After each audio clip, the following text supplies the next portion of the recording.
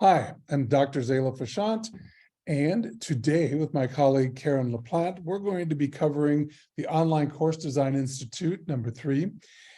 This is the third in our series of courses, and it's a review of Chapter 3 in our book, Designing Effective Teaching and Significant Learning. Now, those of you who have been following along and took OCDI 2, you'll notice that in OCDI 2, we covered the alignment of the learning outcomes, the feedback and assessment, and the teaching and learning activities. Today in OCDI 3, we're going to be covering designed communication as a way to engage students and to build communication. So let me hand it over to Karen and we'll get started. Welcome, everyone. As Zala said, I'm Karen LaPlant, and this is one of my favorite topics, course communication. In course communication, we have to remember to be intentional, okay? The biggest communication problem is that we really don't listen to understand. We listen to reply. So we have to think about students today, and students have many forms of media vying for their attention, and we have to show them that ours is important. So what I'd like you to do now is pause the recording, reflect on your answers. Can you name some of these various forms of media that students are vying for our students' attention?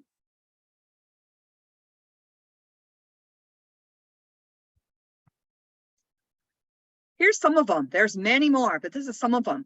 In the past, it would have been things like email, okay? Really now, I have better luck with texting. I also like my learning management system's automatic reminders. You can always put things in your syllabus, your checklists, your calendars. You can do weekly announcements in your course.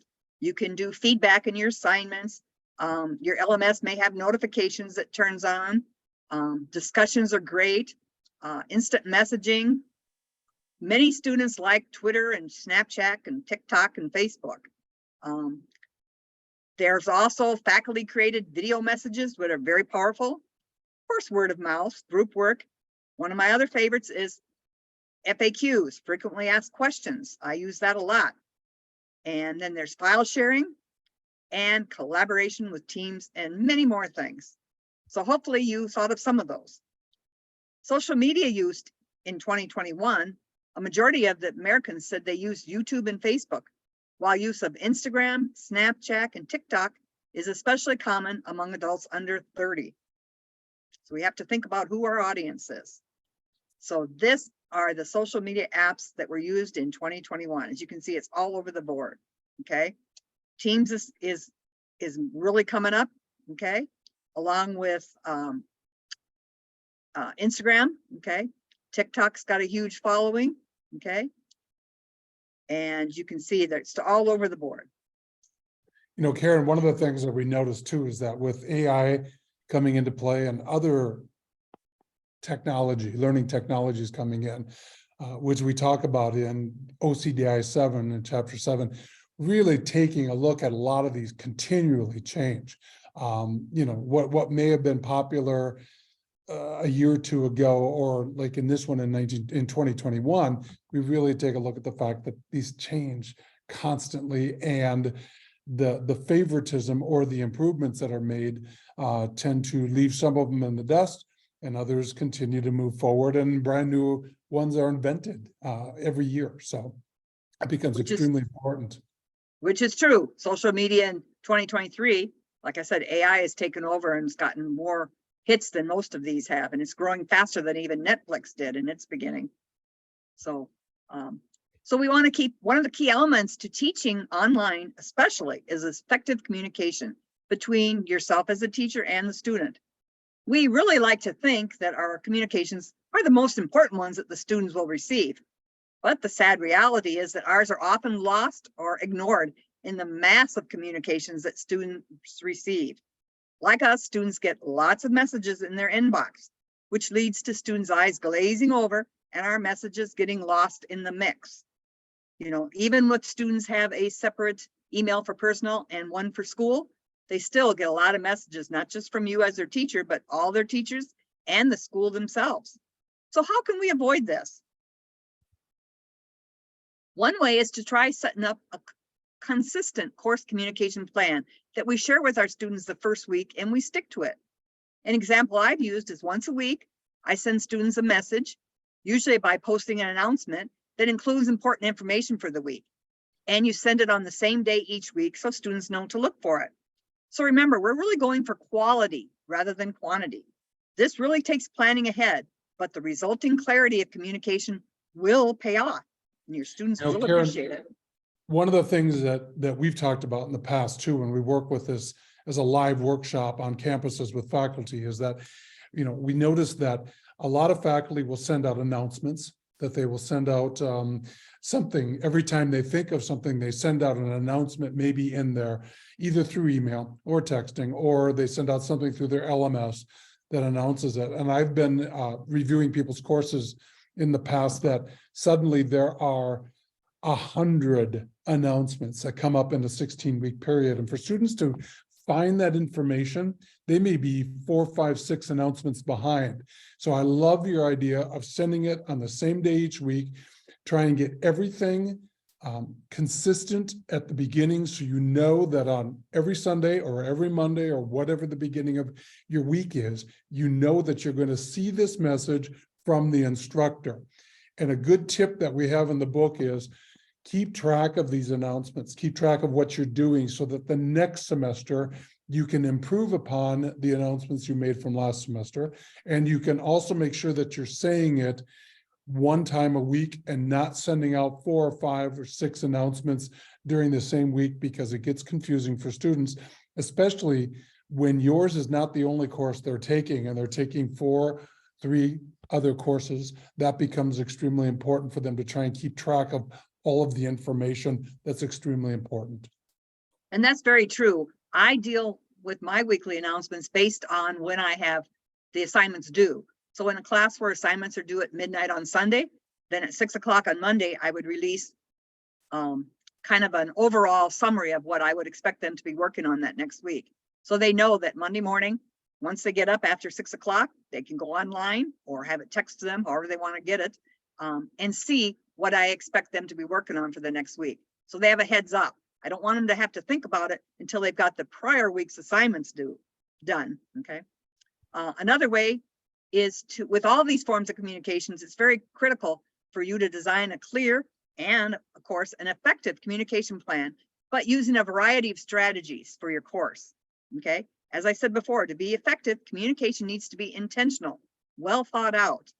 So elements of this would be the reason or the purpose for your communication. In other words, the what and the why. The senders and the receivers. Think about who is your audience.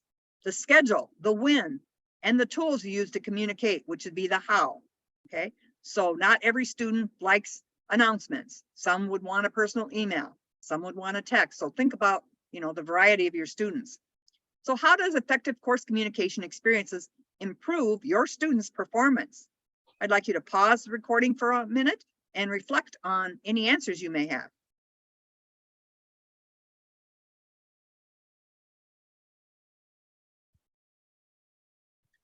So there are many reasons for this. Effective communication experiences can improve your students' ability to, of course, be part of the course, be part of the course community, help meet your expectations, help deliver their best work, of course, to achieve the course and the institutional learner outcomes.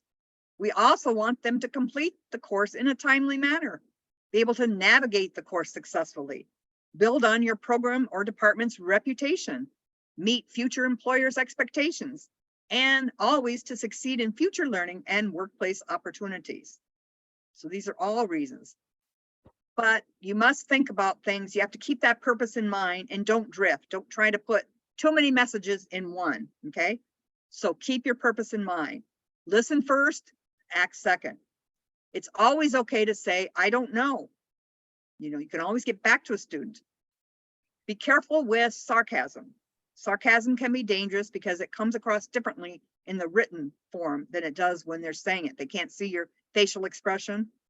On a similar note, watch your use of humor. Again, not every student will pick up on it, that you're doing something humorous.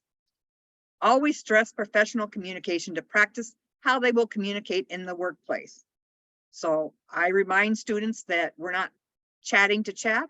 If they're going to send me an email, I want it to be addressed to me. I want them to tell me what class they're in. I want them to sign in who they are.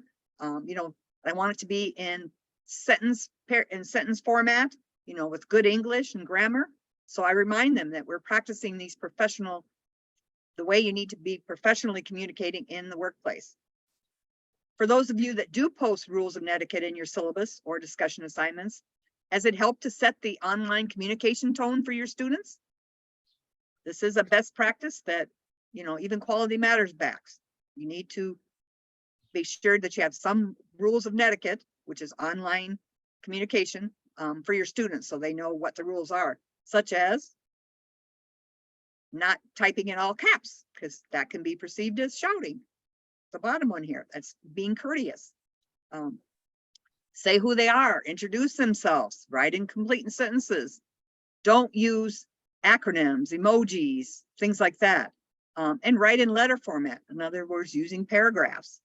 And of course, like I said, you want to add perspectives positively. You don't want to criticize other people and other people's viewpoints. You can point out differences without judgment or right and wrong accusations, especially in an online discussion.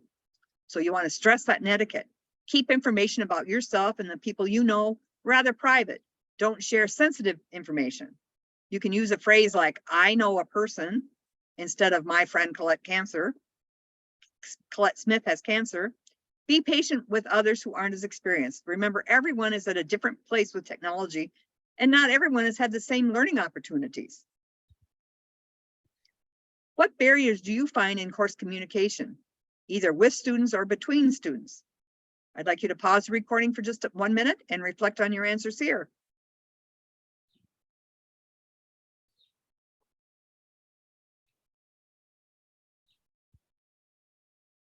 We have all heard that in relationships, communication is the key. It's really also true in your courses, okay? And this was really shown when more and more courses were online when the pandemic started, okay? Those of us that had been teaching online realize this, but many teachers, you know, saw their students every day. Much communication is done through speaking, writing, and of course, body language, including facial awareness. We aren't aware of how much we do communicate. We feel more natural. Students need to hear your personality through your writing. It could be a short video to welcome them to the course. Written communication with students will be more frequent, okay? What you want to do in online courses is make your course communication, like I said, more intentional. Build community. Always explain your expectations. If you're not using web conferencing, podcasts, or video posts, students will miss your voice. So if you're not doing things like that, like I said, just a short welcome video. I mean, I'm talking maybe 3 minutes. Students will at least see you, see your face, hear your voice. They miss your body language. They don't just want a talking head, but they do want to be able to, you know, feel that they know you. Adjust your writing to be less directive and more narrative. That works well. And one of the things that you just brought up there that I think is extremely important is sometimes we're used to these little boxes with our heads in them from Zoom and other web conferencing tools. And I think what happens is that it's okay to back up a little bit. It's okay to show your entire body. If you use your hands to express yourself, sometimes it's really fun for students to get a chance to see all of you or a lot more of you, maybe your upper body, so that you're feeling like they feel like you're talking to them personally and like you would in a face-to-face course or something that way, besides just the talking head piece. And some of us, myself included, if I was in a classroom, I would be walking back and forth across the front. I'd be using my hands. I'm very expressionate. So it's hard to do that when you're sitting still, you know, so anything you can show, be it a smile, be it, you know, anything to show that you are human and you do care about them. But really the key to all this, in my opinion, is to make this communication intentional is you must create a plan, okay? Because as you get busy during the semester, you need to know that this communication is still taking place, even if you're really busy. This can happen without creating a lot more work for you during the course, okay? You do this up front, ahead of it. Create communication that you can use each time you teach this course And some of it can even be duplicated across all of your courses. I create all my communication in Microsoft Word, and then those that I want in my LMS, I just copy and paste in there. But many of them, I can use the bulk of it in all my courses. Even if I have 8 different courses, I can modify, like what the assignment is or when the test is. But I've got the bulk of the outline of what I want to say to my students on a consistent, intentional basis. I plan it out, and I plan this before the semester starts. That's a great way that we talk about this with faculty and instructional designers when we're going through this in a live course. And that is really spend some time. It's easier to think about ways that you don't have to duplicate this. You don't want to type all those same messages semester after semester. Keep, like Karen said, keep it in a Word document. Keep it so that it's handy, it's ready to go, so that when it's week 4 of your course, you know what you need to do, when you need to do it, and you've got all of that ready to go. You can proofread it, see if there's anything you need to add to it, and you send it out. It'll take you a matter of minutes rather than thinking about all the things you want to be able to add to this. So creating this plan is extremely important. And most faculty that we've talked to have said, I never thought about creating a plan before. And part of this is, I've asked my students, what is most helpful in the communications? And the number one is that I email them like a week before the semester starts. And I introduce myself, I tell them what textbook we're going to use, and it's going to be online, kind of lay it out for them so they know what to expect and they can get their materials. They love that. And then at the end of the course, instead of just ending it, I say, okay, now you've completed your final exam. I will let you know the minute I have all the grades due. They want to know, they don't want to be kept in limbo. So they love my upfront telling what's happening, and at the end telling them when they'll know how they did. So just to pass that on. But anyway, when to communicate, like I said, I do it prior to the course start. I do it at the beginning of the course. I have a little orientation that I do. They're not required to do it. I do record it in Zoom, but it's very helpful because you don't know if you're going to have a student that is the first time they're taking an online course or they've been doing it for 4 years. So I give them a little orientation into how I teach and how my course is designed, plus the little bit of the learning management system, where to go to find things. I do it during the course, okay, on a weekly basis. And then at the end of the course, I congratulate them for finishing and tell them, when to expect their grades. And they're very happy about getting this information. They feel connected. They don't have to keep emailing me individually. When you have a lot of classes, that can add up. So prior to the course, I do things like, I'm an IT faculty, so I talk about the computer or the software requirements. Like I said, the textbook, if there is one, what kind of time is needed for the course outside of maybe when we meet in class, or maybe it's completely online and we don't meet. The technical skills required, that they need to know how to use email and make and attach things, and a few basic things, that they need to use their student email account at the school. And I remind them that it's up to them to read the syllabus and the schedule. And then I tell them, actually, when my course opens, the date and time, it may be the first day of the semester. I may open it the day before. All depends. Some students actually struggle on the first day of class by getting all this information. So helping them prepare the week before for many of my students really helps them start on time and not fall behind. Because like Zala said, this is probably not the only class they're taking. They may be taking 4 or 5 other classes, and they're going to have this information to digest for all their classes. Some of them are lucky and may take 2 or 3 from me, and mine are pretty consistent, but many times they could have 5 different faculty members. My opening communication usually, like I said, has a welcome, tells just a little bit about me, that I'm excited to teach them on, and to show them this journey of learning. And I always do an introduction online discussion. I started off just to give them kind of a sample and tell them about myself. I put some pictures of myself and my favorite hobbies, things, whatever you want to share. Tell the students they don't have to, but I'd like to be able to see their name and associate them with something. I might give them a course reminder about when the course meets. Sometimes I attach the syllabus and schedule ahead of time, many times, and what they need to do first. Okay, so that's just a basic of what I do on the opening one. This is a sample one I used in a security class I had.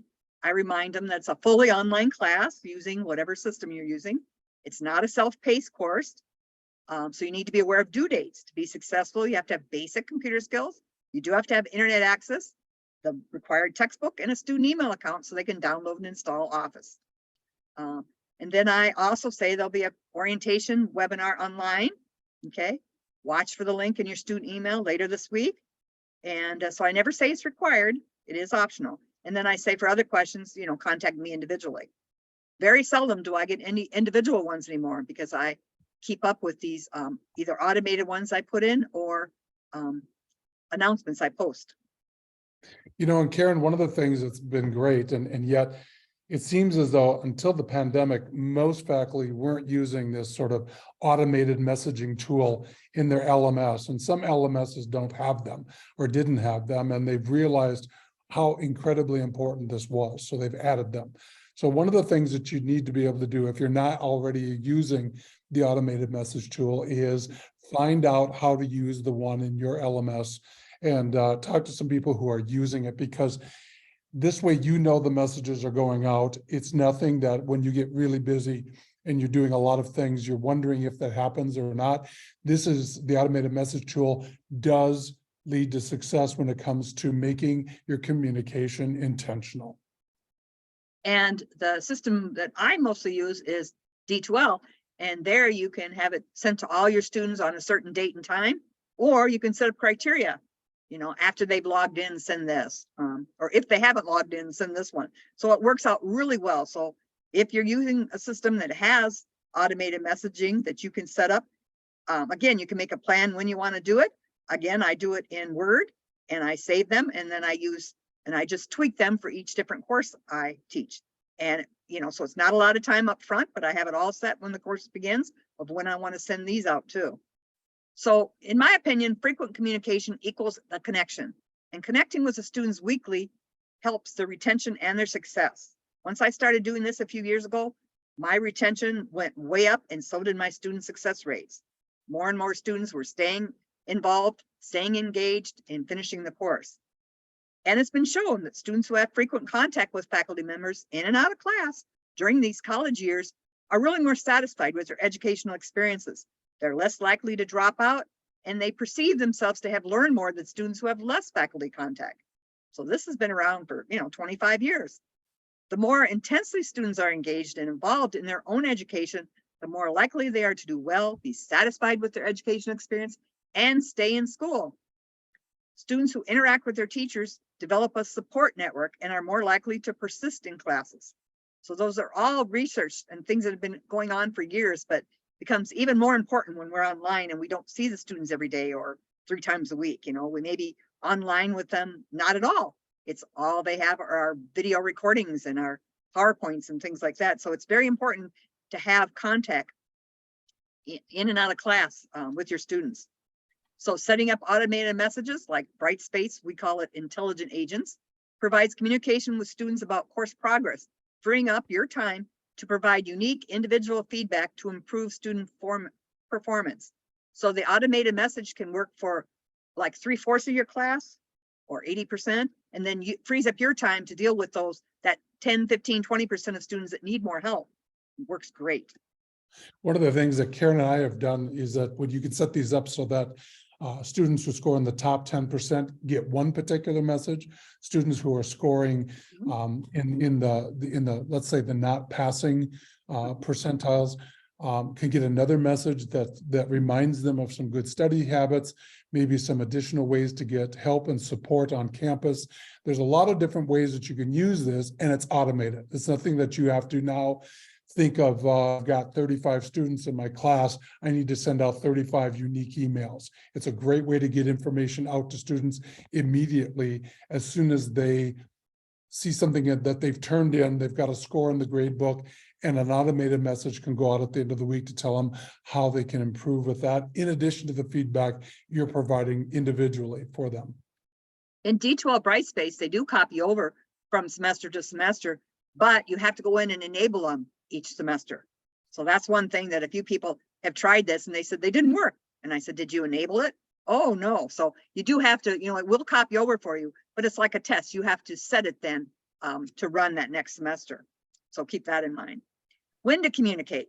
So weekly, I like to send automated messages complimenting students for exemplary work. So if someone gets 100% on a test or a project or something, I have an automated message that will go out with their name, so it looks very personal from me, saying what a great job, keep it up, you know, they're on the right path. So not only for students that aren't doing so well, which I try to kind of nudge them to do better and show them some places they could go for some study help. I encourage communicate with that study help for students who don't do well, but I also do the compliment. So like I said, I don't want it to be seen as just a negative thing. It's also a complimentary thing. And I've had students tell me it's the only compliments they've ever gotten in class, that nobody ever sends out, hey, you did great on this, or, you know, keep up the good work. I'm really impressed. Frequent feedback keeps your students motivated and connected to the course content and keeps them connected with you. It really communicates that you care. Sending encouraging automated messages about progress and assistance to boost participation. This can accommodate most of the weekly communication. Like I said, it does free up your time to communicate with students who really do need additional or more extensive help. So when to communicate at the conclusion. So the final time to communicate with your students is at the conclusion of the course. So you want to remind them to provide feedback if you have a course survey, which most of us do. A final course reflection assignment. I always have that. You know, what did you learn most about this course that you'll take with you, or, you know, that type of thing. And that really helps me to see that different students pick up different things. I remind them to register for the next semester, congratulate them if they're going to graduate, any additional information about what to do next in their program. Okay, so this is what I do, plus telling them, you know, when their grades will be ready. So what I'd like you to think about is pause the recording and reflect on what are some of your best communication practices and what works well for you and your students.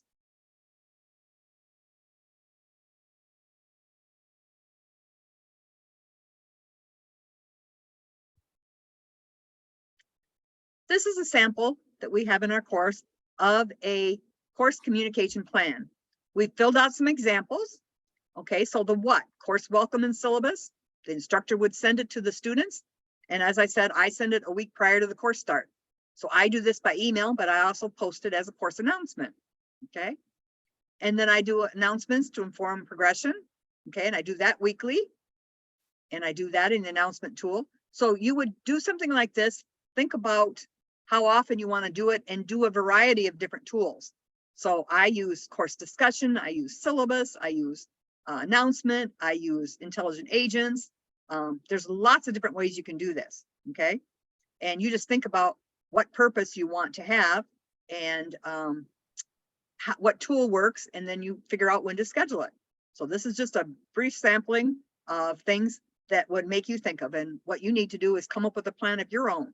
And like I said, once you have a plan, it can be modified. So it's not like you have to, the plans are different for each course, but they're similar in nature, you know, when you do it. So anyway, this works just fabulous. And most of our faculty, like Zala said, have said they've never thought about this. But I believe in a course communication plan just as much as I believe in a technology integration plan. You need to plan what you're going to do, okay? So we're asking you, like I asked my students, what is the best idea you learned today? Hopefully you learned at least one. What tips would you share about communicating online? You know, one of the things that a lot of faculty don't do until we do this course with a variety of folks together is really talking about the different ways they communicate and starting to realize where the gaps are, where the things are that other people who are doing, who are meeting with success. And I think that becomes extremely important. When we get together with other faculty or you have opportunities to share professional development, we don't often talk about the communication piece. We just think, yeah, I communicate, I send emails, I do this stuff.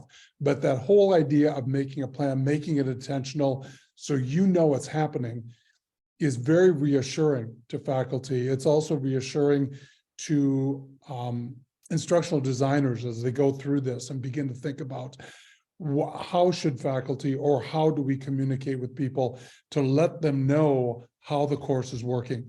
And that really helps you engage with students, and it builds that whole idea of really setting a tone for how they need to communicate in the professional work environment when they go out and they get their first jobs. What would you like to learn more about in communicating online courses? I know one thing I learned when I first started doing this years ago was that if I handled the situations in my course plan, I got less individual emails. So and if I got some individual emails that were very generic, I put them in FAQs, frequently asked questions. And so I told students, if you have a more generic question, you can go on your FAQs, look it up, and you can get an answer right away. You don't have to wait for me to get back to you. Because if it's on a weekend or a holiday, it might be 24, 48 hours. And students want instantaneous feedback. So every question that I think would have value for many students, I put in FAQs and I just keep building that in there. And I name them. And students love that they can go and look at frequently asked questions on something that I haven't covered otherwise. Well, we'd like to thank you for joining our review of chapter 3, not chapter 2. And so at any rate, if we go through here and think about it, jot down some questions as you read chapter 3, you'll get an opportunity to see through that. There's a lot of teaching tips. There's a lot of great ideas that are in here from the list of our colleagues who have contributed to this chapter, which was spearheaded by Karen. So at any rate, we thank you for joining us and hope that you get a chance to create your own plan as you go through chapter 3 on creating intentional communication in your courses. Thank you. Thank you.